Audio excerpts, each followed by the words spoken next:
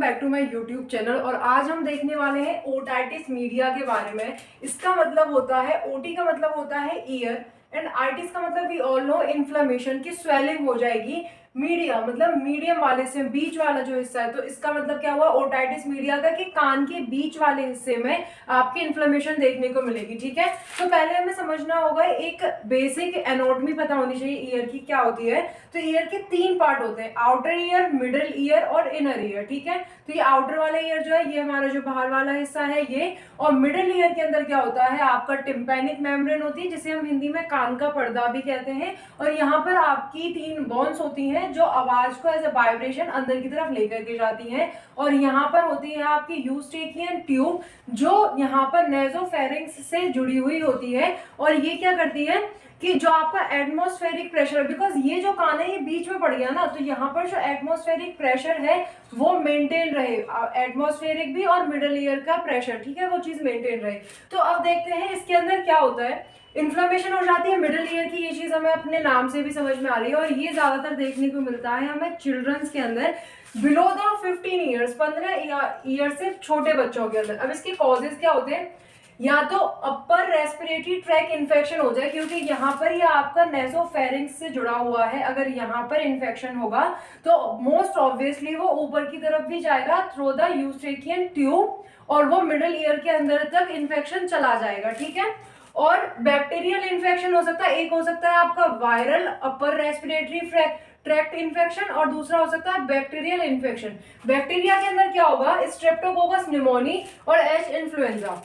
देखो यहाँ पर थोड़ा सा इस तरीके से कि यहाँ पर कोई भी बैक्टीरिया आया, जैसे कि स्ट्रेप्टोकोकस आ गया, और यहाँ पर वो ऊपर की तरफ जाएगा। जब भी कोई बैक्टीरिया हमारी बॉडी के अंदर आए, तो बैक्टीरिया क्या एक फॉरेन एजेंट है ना, तो वो जब फॉरेन एजेंट आएगा तो हमारी WBC और जो बाकी इलेक्ट्रोल्यूकोसाइट्स होंगे वो वर्क करेंगे। और जब यहाँ पर आपका इम्यून सिस्टम काम करना शुरू कर देगा तो क्या होगा, इन्फ्लेमेशन हो जाएगी, क्योंकि यहाँ पर ये चीज इरिटेट तो हो रही होगी ना पूरी। और फैलते फैलते क्या होगा, जब वहां पर एक तरीके से पस फॉर्म हो जाएगा। ठीक है, यहाँ पे ल्यूकोसाइट्स वगैरह काम करेंगे और ये बैक्टीरिया बढ़ता जाएगा, ग्रो होता जाएगा। ठीक है, तो यहाँ पर क्या होगा, एक पस फॉर्म हो जाएगा। ठीक है, इस पूरे एरिया में मिडिल ईयर के अंदर एक पस फॉर्म हो जाएगा। अभी बस इतना देखना कि यहाँ पर पस फॉर्म हो जाएगा बिकॉज स्ट्रेप्टोकोकस आपका बैक्टीरिया आया या वायरल आया, तो वहां पर आपका ल्यूकोसाइट्स वगैरह वर्क करेंगे और वो पस की फॉर्मेशन वहां पर कर देंगे। ठीक है, बच्चों के अंदर ये क्यों होता है, क्योंकि जो बच्चा है उसका ये जो ट्यूब है वो प्रॉपरली फंक्शन अभी नहीं करना शुरू करता है। दूसरा रीजन होता है कि बच्चों का इम्यून सिस्टम अच्छे से डेवलप तो हुआ नहीं होता, वो अभी भी काम करना शुरू करता है, तो वो अच्छी तरीके से डिफेंस भी नहीं कर पाता ना। और तीसरा जो मेन रीजन है, जो तीसरा रीजन है वो है कि जब मदर अपने बच्चे को फीड कराती है तो प्रॉपरली ऐसे लिटा के फीडिंग कराती है। इसीलिए थोड़ा सा बोला जाता है कि थोड़ा सा अपलिफ्ट करके या बिठा के बच्चे को फीडिंग करानी चाहिए। तो ये भी एक रीजन होता है बच्चों के अंदर ये ओटाइटिस मीडिया होने का। ठीक है, तीसरा है सिम्टम्स क्या आएंगे, कैसे पता लगेगी कि हमें ओटाइटिस मीडिया हो चुका है किसी बच्चे को। सबसे बेसिक है ईयर पेन होगा। दूसरा, जब वो सोने जाएंगे तो वहां पर आपको ज्यादा ट्रबल होगा, मतलब क्योंकि जब आप ऐसे जाओगे इस तरीके से सोगे तो यहाँ पर जो है पेन और ज्यादा बढ़ जाएगा, आप आराम से नहीं सो पाओगे। ठीक है, क्योंकि एटमॉस्फेरिक इसका जो काम था, यहाँ पर इन्फेक्शन आ गया ना, तो जो प्रेशर मेंटेनेंस था उसकी फंक्शनिंग जो है, मेन फंक्शनिंग वो बिगड़ी हुई है यहाँ पर अभी, तो और ज्यादा डिफिकल्टी होगी सोने के टाइम पर। एक आपको फीलिंग ऑफ फुलनेस या प्रेशर फील होगा ईयर के अंदर, वही कि यहाँ पर प्रेशर का काम बिगड़ा हुआ है, तो यहाँ पर आपको एक प्रेशर हैवीनेस सी फील होगी।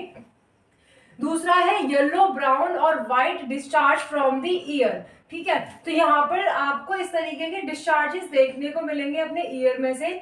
दूसरा, अब ये कॉम्प्लिकेशंस कब बनती हैं, जब आपको नहीं पता लगा कि ओटाइटिस मीडिया है, आपने कोई ट्रीटमेंट नहीं लिया, तो क्या होगा कि वो केस जो है और बिगड़ता जाएगा और एक कॉम्प्लिकेटेड केस बन जाएगा। तो वो क्या क्या हो सकता है, हियरिंग लॉस हो सकता है, सुनना ही बंद हो जाए।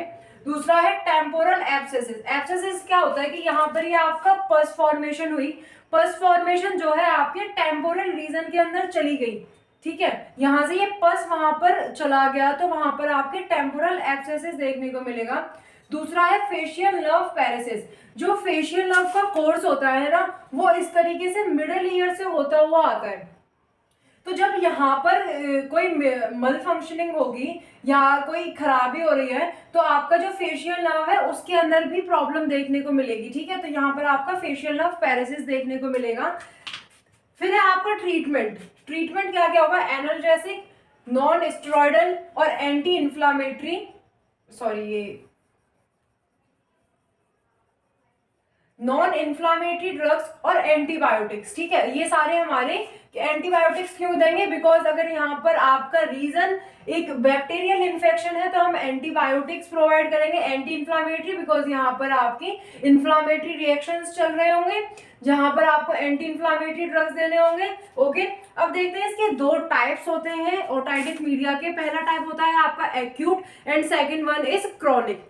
तो एक्यूट क्या होगा? जब रिसेंटली अभी अभी इन्फेक्शन हुआ है तो उसका टाइम होता है लेस देन 6 वीक्स, 6 हफ्ते से पहले, मतलब कि आपका अप्रोक्सीमेटली 1 से 1.5 मंथ का जो टाइम है ये है आपका एक्यूट, कि अभी अभी इन्फेक्शन हुआ है। और क्रॉनिक जो है वो मोर देन 6 वीक्स है। इसकी जब पता कैसे लगाओगे कि क्रॉनिक है, ठीक है, कब हुआ था वो चीज कैसे पता लगाओगे कि क्रॉनिक स्टेट में जब ये आएगा ना ओटाइटिस मीडिया तो ईयर में से डिस्चार्ज होना शुरू हो जाएगा। ये जो आपका येलो, ब्राउन और व्हाइट डिस्चार्ज है ये होना शुरू हो जाएगा, बिकॉज जो पस है वो बाहर की तरफ आना शुरू हो जाएगा, ठीक है। तो ये था हमारा ओटाइटिस मीडिया के बारे में। आई होप आपको समझ में आया होगा and thank you so much for watching my videos. Thank you so much.